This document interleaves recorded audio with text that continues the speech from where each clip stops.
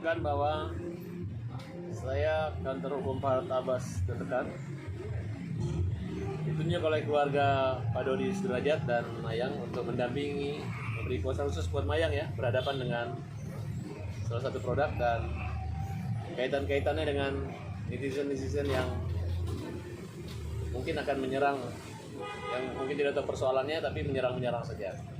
Nah, jadi dipandang perlu kami untuk mendampingi, dan dalam hal ini kami sudah membuat satu somasi tertulis yang dimana kita lihat perkembangannya dengan jawaban-jawaban apa yang akan mereka lakukan terkait dengan hal yang menimpa atau merugikan daripada klien kami, Mayang. Bang, awal kerjasamanya seperti apa sih Bang terhadap skincare ini Bang? Mungkin bisa dijelaskan dulu terlebih dahulu.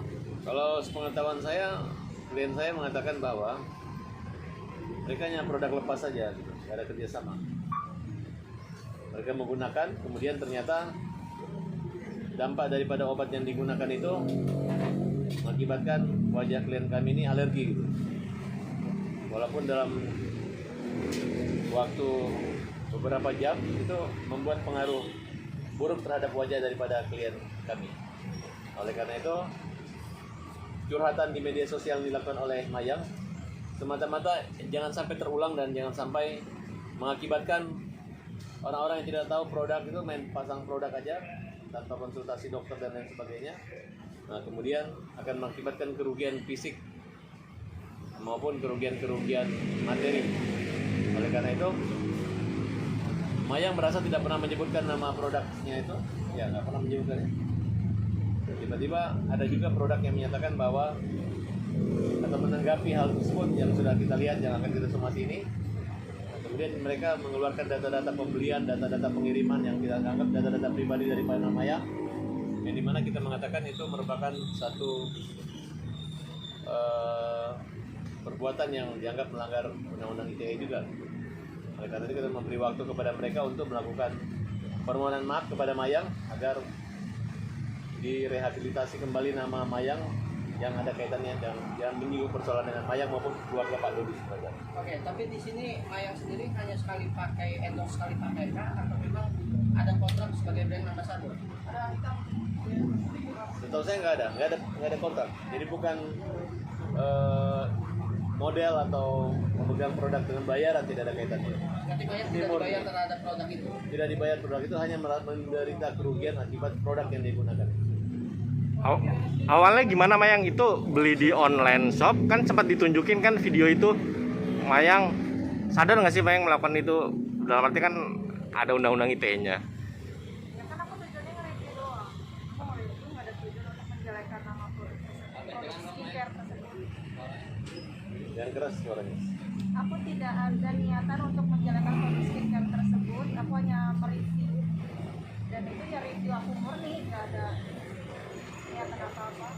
Apa yang dirasain tuh Mayang pas mereview skincare tadi? Ya, Apa yang dirasain? Oleh kulit wajah Mayang apa Mayang? sakit-sakit gitu kayak perih. Timbul jerawat kah atau seperti apa? Merah atau gimana? Langsung timbul jerawat. Maksudnya malamnya langsung timbul jerawat. Tapi direspon nggak sih misalkan Mayang konsultasi ke pihak produk itu, maksudnya dengan adanya kayak gini ngadu ke itu direspon nggak ke pihak Tansin sendiri? Nggak ada tanggapan? Jadi Mayang tuh jadi Mayang ini hanya sebatas pemakai aja. Iya. Pengguna ya, bukan endorse ataupun GE. Berapa kali Mayang pakainya? Karena aku udah ngerasain sekali pakai langsung merah, jadi aku sekali pakai. Bang Farhad, surat somasinya sendiri sudah dikirimkan belum sih Bang ke produk itu? Ya, hari ini kita kirimkan. Sudah dikirim. Kopinya ada di sini. Sudah dikirim ya? Sudah dikirim. Nah, yang dituntut apa Bang? Ya, kita hanya menyampaikan, saya bacakan ya. Ya. Intinya bahwa produk tersebut melalui media sosial resmi telah mengunggah data pribadi klien kami tanggal 29 Maret, di mana dokumen tersebut mengandung nama lengkap, jenis barang yang telah dibeli dan waktu pembelian. Bahwa perbuatan tersebut diduga melanggar pasal Undang-Undang ITE sebagai berikut: pasal 32. Setiap orang dengan sengaja tanpa hak atau melawan hukum cara apapun mengubah, menambah, mengurangi, melakukan transmisi melalui menghilangkan, memindahkan, menyembunyikan satu informasi elektronik. Setiap orang dengan sengaja tanpa hak melawan hukum memindahkan, mentransfer data informasi elektronik dan dokumen elektronik secara sistem elektronik orang lain yang tidak berhak. Pada perbuatan tersebut ancaman hukumannya 5 tahun loh. Kalau untuk pasal 48 Undang-Undang ITE ayat 1 yang kaitannya menurut unsur pasal 32 itu denda 2 miliar, pasal 2-nya denda 3 miliar atau pidana 9 tahun penjara. Sedangkan ayat 3-nya dendanya 10 tahun, 5 miliar atau paling lama penjara 10 tahun. Nah, berdasar waktu ini kami minta dalam waktu 3-24 jam kali sejak seperti ini agar pemilik akun tersebut dan penanggung jawab produk tersebut merespon dengan itu baik, meminta maaf ataupun boleh bermusyawarah bertemu dengan Mayang untuk mengklarifikasi kembali. Apabila tidak ya kita akan melakukan upaya hukum. Oke, Bang, itu kan yang dilaporkan ITE-nya, Bang ya. Ya. Lalu untuk bahan produk atau termasuk izin BPOM-nya sendiri akan dimainkan juga, Bang? Ya, kita akan minta ditinjau kembali apakah izin BP POM itu asli atau mungkin melalui proses cara-cara yang benar apa tidak. Kita harus cek juga. Karena ini menyangkut kulit fisik, gitu. Tidak hanya rugi materi tapi badan. Tapi Abang sendiri sudah coba untuk mengecek dari izin atau lisensi badan POM itu? Akan berproses, tapi kali ini kan kaitannya menyangkut unggahan daripada produk ini di tulis. Bang, udah coba nyolek pihak skincare itu nggak sih Bang? Direspon nggak atau ada tanggapan Bang? Belum, kita nunggu tanggapannya. Oke. Nunggu tanggapan dari somasi yang kita tajukan. Jadi kita harap mudah-mudahan dalam waktu 3x24 jam sudah ada tanggapan daripada skincare. Mayang berapa kali pemakaian skincare mungkin bisa sampai breakout gitu mukanya? Karena kulit aku sensitif, jadi sekali pakai itu udah langsung kelihatan. Mayang pernah ke dokter kulit nggak setelah itu atau dokter kulit dan menanyakan ini kenapa? Nah, aku langsung olesin salep-salep jerawat aja. Berapa kali kembali normal lagi kulit? Apa ya? Belum sih, belum pulih. Belum pulih sampai sekarang. Itu udah Tepatnya berapa lama itu? tanggal berapa atau mungkin kapan dipakainya? Berapa ya? Jadi sudah berapa lama gitu? Sekarang tuh seminggu mungkin. Udah seminggu berarti ya? Masih perih-perih atau gimana? Udah nggak perih, cuma sisanya aja ya. Bisa. Pak Dodi dan Mayang, ini kan banyak netizen yang mengaku jika kalian adalah fake victim terhadap hal ini gitu loh, dengan menjelekkan sebuah produk. Itu seperti apa ya? Ini bukan menyangkut menjelekkan sebuah produk, tapi dampak dari produk yang mengakibatkan mereka jelek. Kalau mereka curhat atau mereka menyampaikan atau protes itu adalah haknya. Sebelum melakukan satu laporan kan dia siapa tahu akan diperbaiki atau dipanggil atau mungkin akan diobati kan. Ini kan tidak, justru malah menakut-nakuti dengan cara akan melaporkan Mayang.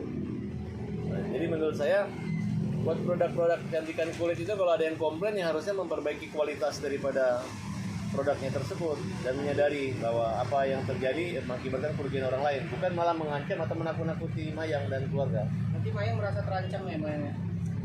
Mayang sendiri beli produknya di mana? Di Shopee. Mayang merasa terancam nggak?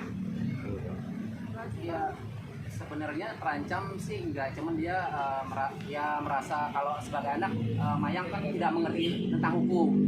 Jadi dia bicara dengan dedinya, dia ini gimana ada seperti ini.